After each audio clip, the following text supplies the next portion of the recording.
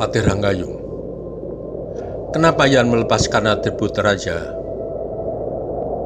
Raja Rangkoko. Paman dalam keadaan kelaparan. Pasukan sudah tidak menuruti perintah petingginya. Kalau aku masih menggunakan atribut raja, bisa terbunuh oleh mereka karena dianggap salah perhitungan perang tanpa logistik yang memadai, hanya mengandalkan rampasan perang untuk memenuhi bahan pangan. Kalau paman masih ingin bertahan, silahkan menggunakan atribut sebagai patih yang memegang kendali, yang dulu tidak pernah mau menerima saranku untuk menguasai wilayah tidak harus berperang. Mendengar pernyataan Yan yang melepas atribut raja, rupanya Patih Ranggayung agak grogi juga, merasa takut dibunuh oleh prajuritnya sendiri yang salah memperhitungkan strategi.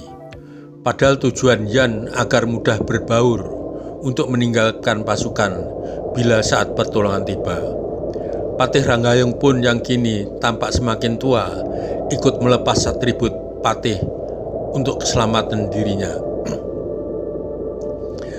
Dalam perjalanan kembali ke barak meninggalkan medan perang, para prajurit sudah mulai guntai menahan dingin dan lapar.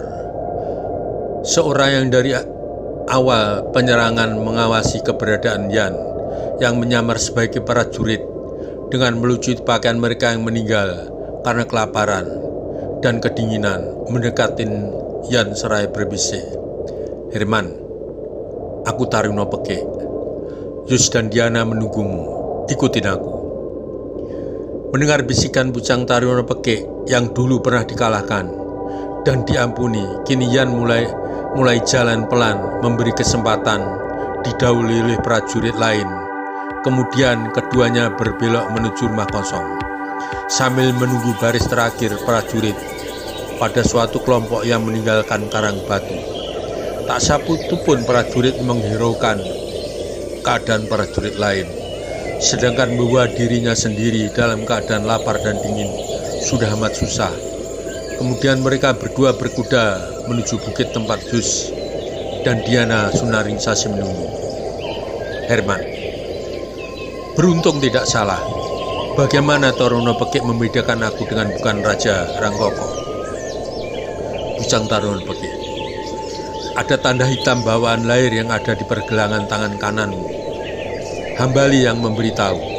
Semua sudah dirancang oleh temanmu, Jack Danusubroto, termasuk strategi perang menghanguskan tanaman pangan yang juga sebagai tanda untuk memberitahukan kepadamu. Ini aku yang kurang paham, Herlan."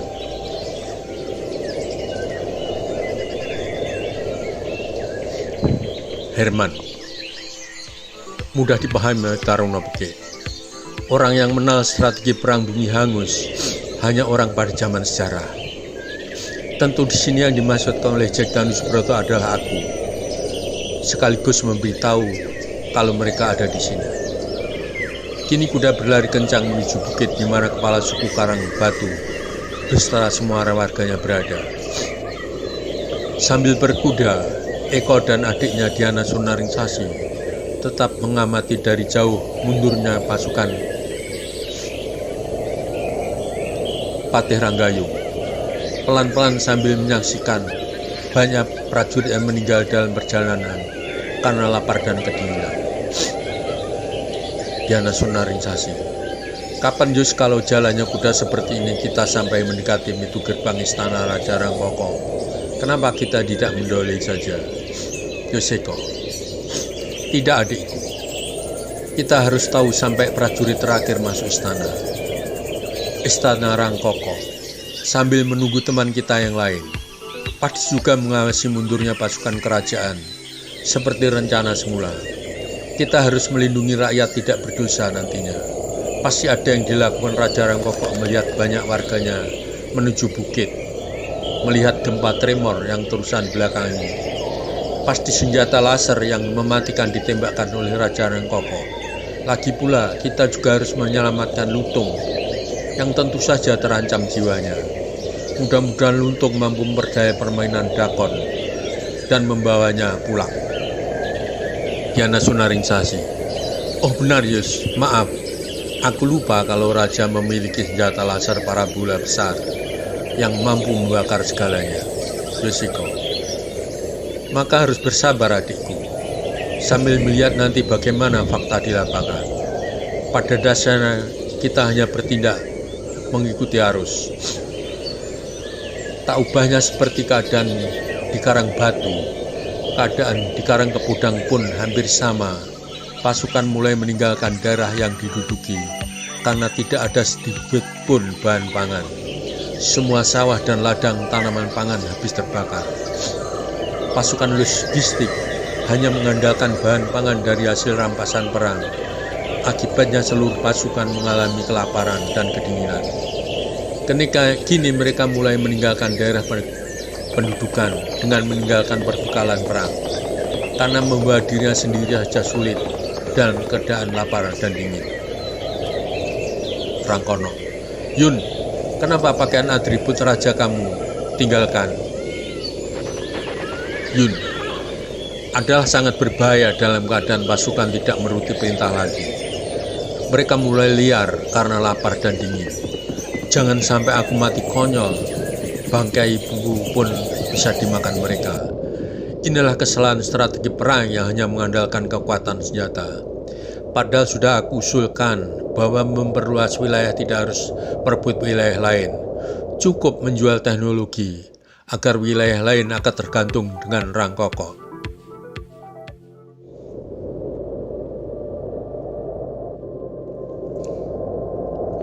Benar juga, Yun. Prajurit mulai tidak dapat dikendalikan. Akhirnya Panglima Perang mengikuti Yun menanggalkan atributnya. Padahal tujuan Yun menanggalkan atribut raja agar mudah berbaur menunggu saat yang tepat untuk melarikan diri saat pertolongan datang. Strategi perang bumi hangus baginya adalah suatu tanda bahwa teman-teman ada di sini juga, siap menolong.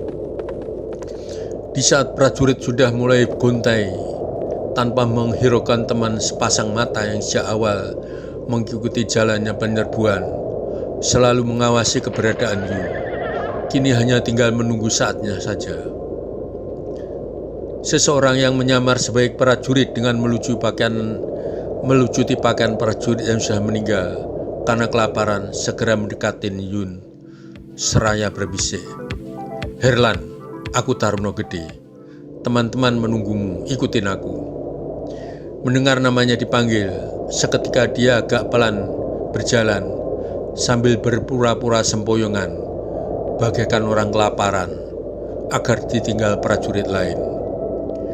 Begitu ada kesempatan, mereka berdua menyelinap di rumah penduduk yang ditinggalkan penghuninya. Di situ dia siap dengan kuda kuat yang siap membawa mereka berdua. Kini mereka lolos dari pasukan yang sama sekali tidak memperhatikan kemana mereka berdua pergi, karena sudah tidak peduli dengan prajurit lain, karena lapar dan dingin. Sementara prajurit lain sudah banyak yang tumbang, tidak bangkit lagi, meninggal karena kelaparan. Yun, bagaimana Taruna Gede tahu kalau aku bukan raja? Dan lagi dari mana tahu kalau aku bukan penunggang kuda yang baik? Pucang Taruna Gede. Aku tahu dari tanda hitam bawaan lahir yang melingkar di pergelangan tangan kirimu setelah Hambali memberi penjelasan. Dan setelah aku amatin, tidak pernah sekalipun Herman mengayunkan pedang dan selalu dikitari pengawal. Di samping memang Diana Sunaringsasi menjelaskan kalau kalian semua temanmu, tidak satu pun ada yang pandai menunggang kuda. Tetapi sekarang semua sudah mampu menunggang kuda. Boy Gatot dan Hambali tak ubahnya seperti Yus dan Diana Sunaringsasi, juga mengawasi dan mengikuti dari jauh mundurnya pasukan Rangkono sesuai dengan rencana agar dapat bertemu dengan teman-temannya, sambil ingin tahu bagaimana Lutung mampu melakukan tugasnya dengan mulus dan kembali dengan selamat.